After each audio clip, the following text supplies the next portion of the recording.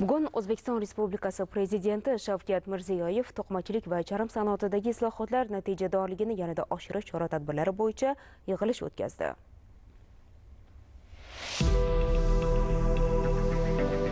To'qimachilik va charm sanoati an'anaviy ravishda ko'plab mamlakatlar iqtisodiyotida muhim rol o'ynaydi. Tabiiy va mehnat resurslariga ega bo'lgan O'zbekiston uchun ushbu tarmoqlar strategik ahamiyatga ega. Mazkur sohalarning rivojlanishi va modernizatsiyasi nafaqat iqtisodiy barqarorlikni mustahkamlashga, balki mamlakatning global bozorda raqobatbardoshligini oshirishga qodir. O'zbekiston dunyodagi eng yirik paxta yetishtiradigan mamlakatlardan biri hisoblanadi, biroq o'nlab yillar davomida xomashyoning katta qismi chuqur qayta ishlanmasdan eksport qilindi. So'nggi yillarda mato, kiyim-kechak, xo'jalik to'qimachiligi kabi tayyor mahsulotlarni ishlab chiqarishga alohida e'tibor qaratilib, sohaning kompleks rivojlanishi qo'shimcha qiymatni sezilarli darajada oshirishga imkon bermoqda. Bugungi kunda O'zbekiston to'qimachilik mahsulotlarini dunyoning o'nlab mamlakatlariga eksport qilmoqda. Biroq barqaror o'sish uchun qo'shimcha qiymat va yuqori sifatli mahsulotlarga talab katta bo'lgan premium bozorlardagi mahsulotlarimiz ko'lamini kengaytirishimiz lozim. Prezidentimiz sohani yanada takomillashtirish uchun innovatsion texnologiyalarni joriy etishni davom ettirish, texnologik jarayonlarda ekologik toza ishlab chiqarish ulushini oshirish va O'zbekistonda ishlab chiqarilgan brendini rivojlantirish zarurligini bir necha bor ta'kidladi. Charm sanoatidagi salohiyat ham anchagina katta. Mamlakat terini qayta ishlash va yuqori sifatli mahsulotlar ishlab chiqarish borasidagi katta resurslarga ega. Mutaxassislarning ta'kidlashicha, sohani modernizatsiya qilish, ko'nchilik va qayta ishlashning zamonaviy texnologiyalarini joriy etish, shuningdek, xodimlarning malakasini oshirish uchun yo'naltirilgan investitsiyalar respublikaning ushbu yo'nalishdagi mavqeini mustahkamlashga yordam beradi. Mamlakatimiz ekologik toza va sifatli charm mahsulotlarini yetkazib beruvchi davlat sifatida salohiyatini namoyon etishi mumkin va bugungi kunda bu eng dolzarb masala hisoblanadi. Ilg'or jahon tajribasi shuni ko'rsatadiki, to'qimachilik va charm sanoatini samarali modernizatsiya qilish uchun davlat xususiy sheriklik mexanizmlarini faol joriy etish zarur. Davlat investitsiyalarini jalb qilish uchun qulay shart-sharoitlarni yaratishi, shu jumladan litsenziyalash tartib-qoidalarini soddalashtirish, soliq yukini kamaytirish va infratuzilmani rivojlantirish kerak. Boshqa tomondan esa xususiy kompaniyalar innovatsiyalarni amalga oshirish, eksportni rivojlantirish va mahsulot sifatini yaxshilash bo'yicha yetakchilikni o'z zimmalariga olishlari mumkin. Bunday hamkorlik strategik maqsadlarga tezroq erishish va O'zbekistonning global raqobatbardoshligini oshirish imkonini beradi. Mamlakatimiz yetakchisi bugun to'qimachilik va charm sanoatidagi islohotlar natijadorligini yanada oshirish chora-tadbirlari bo'yicha yig'ilish o'tkazdi. Mazkur tarmoqlar aholi bandligi va eksportda katta o'ringa ega. Bunday korxonalarda 430 ming fuqaro ish bilan ta'minlangan. Yengil sanoatning jami ishlab chiqarishdagi ulushi 14%, ni eksportda 16% ni tashkil qiladi. Lekin bugungi murakkab sharoitda tashqi bozordagi vaziyat tez o'zgaryapti. Buning ta'sirida eksport narxlari ipkalavada 9% ga, gazlamada 15% ga, tayyor mahsulotda 13% ga tushgan. Asosiy eksport bozorlarimizda tayyor mahsulot olish kamaygan. Yig'ilishda bu vaziyatga moslashib ishlash, ichki imkoniyatlarni to'liq safarbar etish choralari muhokama qilindi. Yanvar-noyabr oylarida to'qimachilik eksporti 2,6 milliard dollarni tashkil qildi. Sohadagi imkoniyatlar hisobiga buni oshirish mumkinligi ta'kidlandi. Jahon bozorida tola narxi pasayib borayotgan sharoitda tola va ipkalavani chuqur qayta ishlashni ko'paytirish zarurligi qayd etildi. Buning uchun mato ishlab chiqarish va bo'yash korxonalarini qo'shimcha qo'llab-quvvatlash choralari belgilandi. Bu orqali ipkalavani qayta ishlash darajasini 70% ga yetkazish vazifasi qo'yildi. Shu bilan birga bu yil qo'y va echki terisi eksportidan 10% lik yig'im bekor qilingani natijasida 3 million dollarlik eksport shartnomalari tuzilgan. Buni kelasi yil ham davom ettirib, eksportni oshirish bo'yicha topshiriqlar berildi. Charm sanoati korxonalarini xomashyo bilan uzluksiz ta'minlash choralari va kelgusidagi rejalar bo'yicha mas'ullarning hisoboti eshitildi. Charm sanoatida bichuvchi, tikuvchi, kosib kabi o'rta bo'g'in kadrlari yetishmayotgani, bu yo'nalishda yiliga bor yo'g'i 167 nafar mutaxassis tayyorlanayotgani ko'rsatib o'tildi. Shu bois poyabzal ishlab chiqarish rivojlangan Andijon, Namangan, Farg'ona, Samarqand va Toshkent viloyatlaridagi yetakchi korxonalarni texnikumlarga bog'lab, dual ta'limni yo'lga qo'yish zarurligi aytildi. Yig'ilishda mazkur tarmoqlarning mamlakat moliya institutlari bilan hamkorligini yanada kengaytirish muhimligi ta'kidlandi. O'zbekistonning kredit tashkilotlari maqsadli ravishda xalqaro moliya institutlarining mablag'larini jalb etishi, kredit liniyalarini to'qimachilik va charm sanoatini rivojlantirish, texnologiyalarni yangilashga, yangi istiqbolli loyihalarni ishga tushirishga yo'naltirildi. yo'naltirishi kerak ekanligi ko'rsatib o'tildi. Eng muhimi, bugun yig'ilishda yaqin kelajakdagi vazifalar ham qayd etildi. Ta'kidlanganidek, yengil sanoat tarmog'iga 2 milliard dollardan ortiq xorijiy investitsiya jalb qilib, 82 ta yirik loyihani amalga oshirish hamda 25 mingta ish o'rni yaratish ko'zda tutilgan. To'qimachilik mahsulotlari eksportini 4 milliard dollarga, charm mahsulotlari eksportini 250 million dollarga olib chiqish maqsad qilingan. Hurmatli Prezidentimiz huzurlarida ikkita tarmoqqa va savdoni rivojlantirish kompaniyasining faoliyati bo'yicha hisobot berdik. Savdoni rivojlantirish kompaniyasi bo'yicha bugungi kunda 2023 va 2024 yilga nisbatan tadbirkorlik subyektlariga berilgan transport qoplamalari yoki moliyaviy yordam va eksport oldi moliyaviy resurslari 2023 yilga nisbatan 2024 yili qancha o'z natijasini bergani, ya'ni aynan transport xarajatini qoplash bo'yicha 2023 yil 71 dollar bo'lgan bo'lsa, 2024 yil 98 dollar samarasini berganligi va undan tashqari 700 ta korxonaga 77 milliard so'm moliyaviy yordam berildi va bu o'rtacha sarflangan 1 dollarga nisbatan 2023 yil 672 million dollar berilgan bo'lsa, 2024 yil 74 milliard berilib va 976 million dollar eksport bo'ldi va bu 1 dollarga nisbatan 169 dollargacha yetdi. 336 ta korxonaga 287 million dollar arzon kreditlar, chunki bugun butun dunyoda kredit narxi balandligi va hurmatli prezidentimizni yaratib bergan sharoitlari 4%, 5% kreditlar bugungi kunda Amerikada ham Yevropada ham bunday arzon resurslar yo'qligi va bu eksportyorlarga berilishi natijasi bo'yicha 4,2 dollar bo'lgan bo'lsa, 2020 bu yilga 6,2 dollar. Bundan tashqari 2024 yil savdo uylari tadbirkorlarga qoplab berildi, ya'ni 6 ta davlatda 30 ta savdo omborlari 16 ta korxonaga va uning natijasida 117 million dollar eksport qoplab berib va aynan davlat tarafidan berilgan mablag'dan 139 ming dollar pul berildi.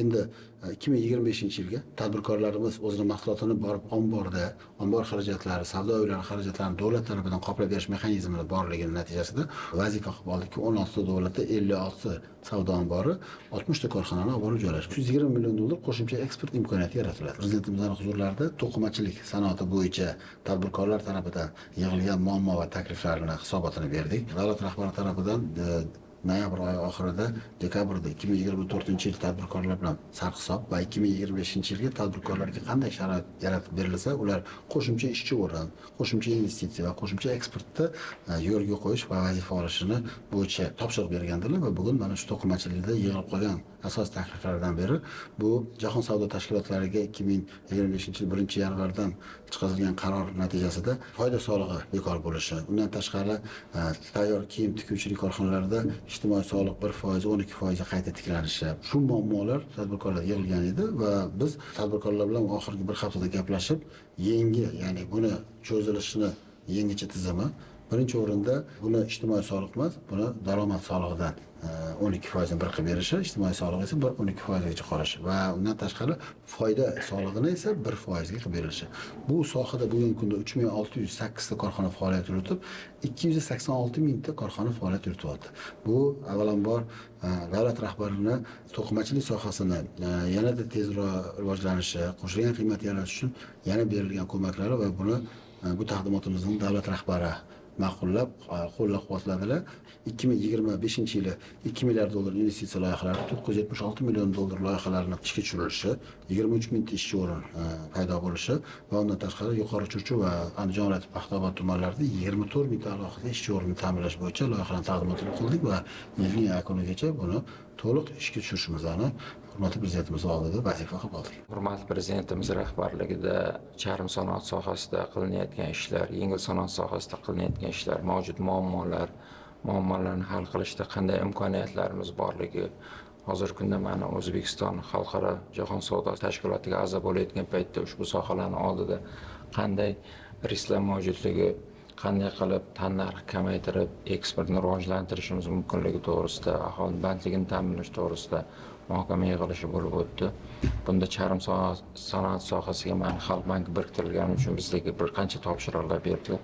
Jumladan kelgusi yilda o'sha charm sanoat sohasidagi tovarlarning eksportini 250 million dollarga chiqarish, 500 million dollar atrofida investitsiyalarni o'zlashtirish, shuning bilan birgalikda kamida 60-100 million dollar atrofida xorij kreditlarini jalb qilib, ushbu sohaga yo'naltirishimiz to'g'risida topshiriqlar oldik. Albatta bu topshiriqlarni o'sha sohani mutaxassislari bilan, tadbirkorlar bilan, Savdo-sanoat palatasi bilan birgalikda qanday ishlashimiz kerak, ishlarni tashkil qilishimiz yuzasidan ham aniq ko'rsatmalar oldik. Ushbu topshiriqlarni bajarish uchun barcha imkoniyatlar mavjud.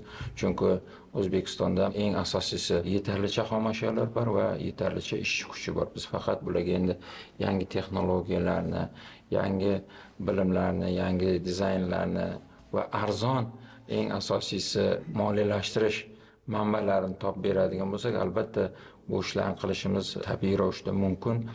Faqat o'sha tumanlarda yurib, mahallalarda yurib, o'sha tadbirkorlar bilan uchrashib, ularning muammolarini sharoit yaratib, hal qilib boradigan bo'lsak, albatta bu maqsadli ko'rsatkichlarga erishamiz va biz sohaga biriktirilgan bank va sohani xodimlari, rahbarlari birgalikda mana shu mas'uliyatni bugun o'zimizga qabul qildik. Prezidentimiz asosiy e'tiborlarini shunga qaratdiki, shu O'zbekistondagi qanday qilib 250 million dollar eksportni amalga oshirish mumkin.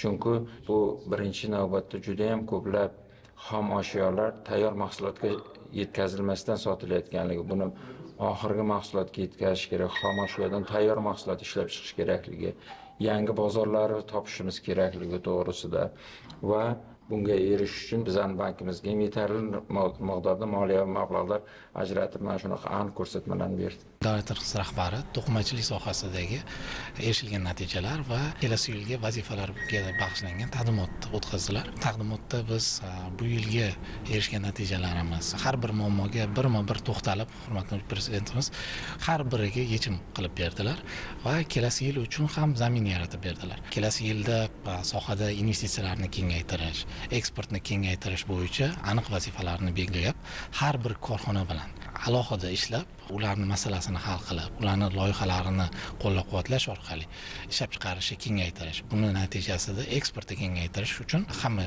sharoitlarni yaratib berdilar. Ishlab chiqarish va eksportni, investitsiyani kengaytirish bo'yicha faqatgina vazifa bermasdan, hurmatli prezidentimiz hozirgi sohadagi muammolardan kelib chiqib, umuman jahon bozoridagi muammolardan, sharoitdan kelib chiqib, sohaga yanada yangi imkoniyatlar berdilar. Bu tayyor mahsulot ishlab chiqaruvchilarga berilgan imtiyozlar bo'lsa, undan tashqari, demak, ip-kalavani chuqur qayta ishlash bo'yicha gazlama va mato ishlab chiqaruvchi korxonalarga ishlab chiqargan hajmidan subsidiya ajratish bo'yicha, cashback berish bo'yicha ham sharoit yaratib berdilar. Bu biz uchun juda ham katta imkoniyat. Bundan oqilona foydalanib, ip-kalava ishlash, qayta ishlash darajasini kelasi yilda 70% ga chiqaramiz va kelasi yilda eksport hajmini 4 milliard dollarga chiqarish bo'yicha hamma imkoniyatlarimiz va zamin yaratib berildi.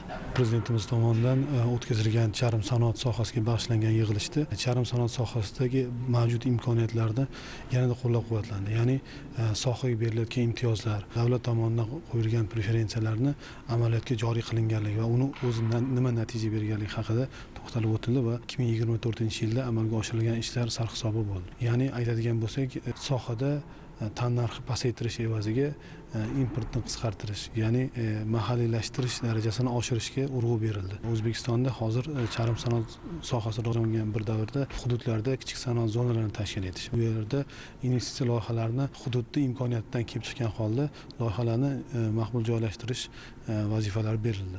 Shu bilan birga sohada xalqaro sertifikat, ya'ni Laser Working Group kompaniyasining auditini o'tkazish va bu audit natijasida sohada terini qayta ishlash korxonalariga ushbu xalqaro sertifikatni joriy etish va bu borada keng yangi bozorlarga eksport maydonlarini yangi ochishni topshiriq berildi.